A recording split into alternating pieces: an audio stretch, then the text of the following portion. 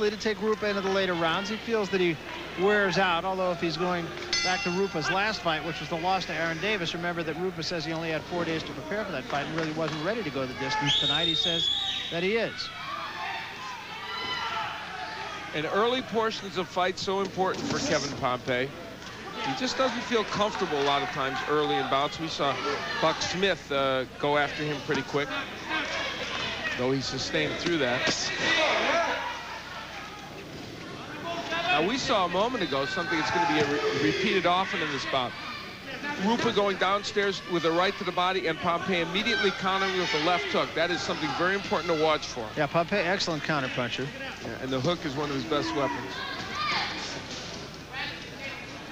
The only thing that separates Pompey, I think, from really being amongst the very elite in this sport is that one huge punch. Yeah. If he just had a little more power. His technique is good. He's obviously well conditioned. I don't think you have to wonder about that. His body looks like it was chiseled.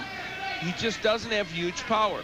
He can hurt guys, but he's got to hit them with a lot of punches. Yeah, and I think that's the thing. Like even in the fight with Tyrone Trice, which is one of the best fights I've ever seen, either here on ESPN or anywhere else, he actually had Trice out, and he just couldn't finish him. They had him in trouble a couple of times. There's the hook, but I see that he slaps with that punch a little bit too.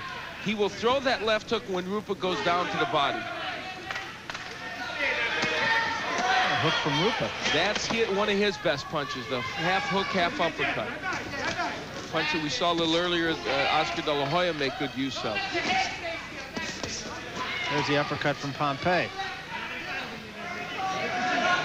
It's a tactical fight, this fight. Oh, this will be interesting. There'll be a lot to chew on in this fight, and there'll be a lot of punches thrown and landed.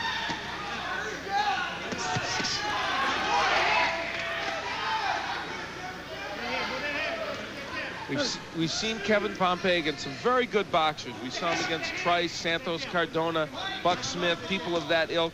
And in every instance, he's shown us something a little bit different. Yeah, the other thing that's really surprising about him is you talk about the fact that he's not a huge puncher, and yet when a puncher slaps, you can really tell by the sound of the punches that it's a slap. You can't tell with Kevin Pompey. No, His punches sound like they have more power on them than they do. Very good point. Here is dangerous territory for him, though. He's exchanging with Rupa on the inside, and Nick is getting the better of it right now.